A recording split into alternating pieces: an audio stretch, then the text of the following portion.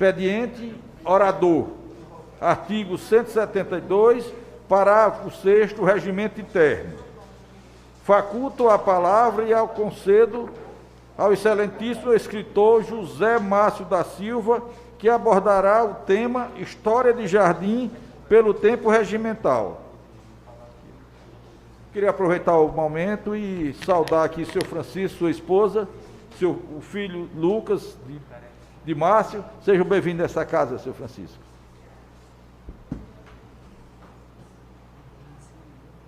Tá bom.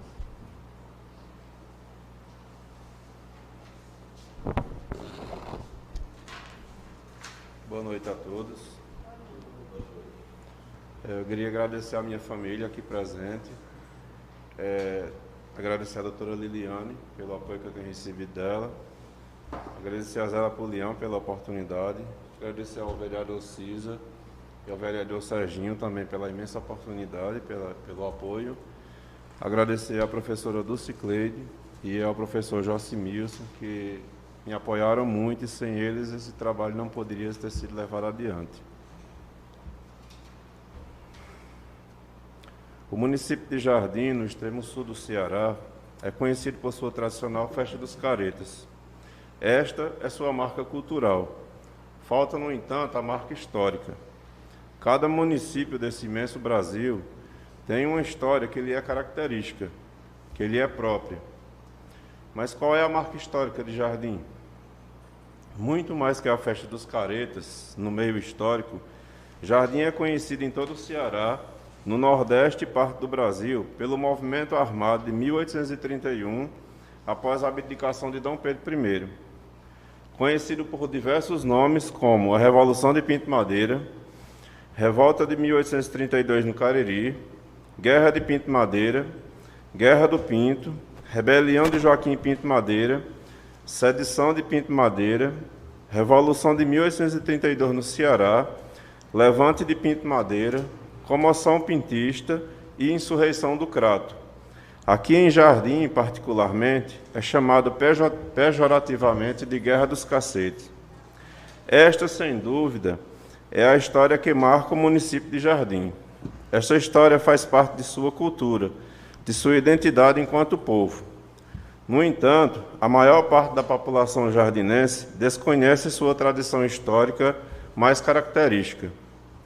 E alguns cidadãos descrevem este movimento de modo depreciativo, pouco lisonjeiro e até zombeteiro. Mas por quê? A falta de fontes históricas disponíveis, baratas e de fácil acesso contribuíram para tal situação. Assim, as escolas do município não trabalham sua própria história. Fato este explicado no passado recente. Já no passado distante, o que ocorreu foi que, após o fim do conflito, algumas elites liberais do Cariri e do Ceará, furiosas com a ação de caráter monarquista de Jardim, procuraram por todos os meios possíveis anular este movimento da história e diminuir o poder dos líderes jardinenses sobre as demais áreas do Cariri e do Ceará. Nota-se que, após o fim do movimento, ao longo de 40 ou 50 anos, diversas leis que poderiam beneficiar os jardinenses foram vetadas pelo governo da província do Ceará. Num curto espaço de tempo em que tal prática não vigorou, Jardim foi chamado de a Atenas do Cariri, fato dito pelo grande historiador J. de Figueiredo Filho. Após a proclamação da República em 1889, o movimento republicano enfim venceu, chegando ao poder. Heróis do movimento nacional foram criados e enaltecidos por todo o Brasil, e no Cariri não foi diferente. Figuras de destaque incontestável, e repito, figuras de destaque incontestável foram enaltecidas, tornados heróis e heroínas. Assim sendo, todo herói tem seu vilão. E a cidade de Jardim, principalmente as figuras do padre Antônio Manuel de Souza e Joaquim Pinto Madeira, foram tornados vilões, os vilões do Cariri. Essa marca figurou forte e sangrenta dentro do município de Jardim. A população de Jardim, então, foi desapropriada de sua própria identidade histórica.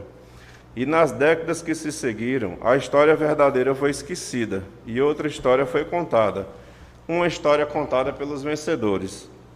Jardim sofreu os efeitos políticos e ideológicos pugnados pelos inimigos de Pinto Madeira, para diminuir a ação social de Jardim, tendo depois se tornado uma prática inconsciente, foi reproduzida e reforçada ao longo do tempo. Ideologias impregnadas no cerne dos jardinenses desde passado remoto. O trabalho de resgate histórico não é exclusivo deste pequeno pesquisador. Outros maiores já o fizeram e não tiveram a devida divulgação e valorização em nosso município. A exemplo dos mais recentes e próximos, temos Nélcio Turbano, o senhor Luiz Ferreira, Maria Alacoque, Padre Aldísio e Dona Beatriz Neves. Outros mais distantes foram Joaquim Alves, grande historiador e geógrafo de Jardim, Cláudia Leitão, Cláudia Aguiar, Gilmar de Carvalho, João Alfredo de Souza Montenegro, os quais produziram trabalhos exclusivos sobre Jardim. Também há os que dedicaram capítulos inteiros em suas obras sobre nossa cidade, como o padre João Albuino Pequeno, Otacílio Anselmo, Abelardo Montenegro, Dr. Napoleão Tavares, Juarez Aires de Alencar, Elvésio Neves Feitosa, João Gomes de Lira, Frederico Bezerra Maciel, Nertão Macedo, Venício Feitosa Neves, Irineu Pinheiro, João Brígido, Pedro Tebege, José de Figueiredo Filho, José Alves de Figueiredo, Padre Antônio Gomes de Araújo, Jader de Carvalho, Francisco Freire Alemão, Ana Sara Cortês, Moacir Gondim Lócio, Barão de Stuart, o inglês Jorge Gardner, Joarivar Macedo, Paulino Nogueira e muitos outros. Além de dezenas de artigos publicados na Revista Itaitera, na Revista da Academia Cearense de Letras, na Revista do Instituto do Ceará e na Revista do Instituto Histórico e Geográfico Brasileiro. Cruel realidade, que só o Jardim não conhece o passado do Jardim. Se o padre Antônio Manuel de Souza era um louco fanático, então como teve seu discurso publicado na Academia Cearense de Letras em 1912? Se Joaquim Pinto Madeira foi um oficial desprovido de inteligência, manipulado por um padre demente, envolvido em um movimento regressista, então o que justifica ter sido ele, Pinto Madeira, homenageado em Fortaleza, com uma rua no bairro Aldeota em seu nome, ou em Barbalha, com uma rua em sua homenagem, ou Juazeiro, que homenageou da mesma forma, ou Crato, o principal reduto de seus inimigos políticos, que lhe prestou homenagem com um cruzeiro no local de sua execução, além de um bairro e uma rodovia em seu nome. Pois bem, ou Jardim está absolutamente certa na sua versão histórica, ou está absolutamente errada. Visto que o bom senso e a razão dizem que não se homenageiam loucos e dementes. Este trabalho que ora lhes apresento retrata justamente este evento de 1831 e 1832. Quais as razões do conflito? Como o conflito se desencadeou? Quais as consequências do conflito? E quem eram os agentes principais envolvidos? Neste trabalho de 278 páginas e baseado em 42 referências bibliográficas, procura responder a estas questões.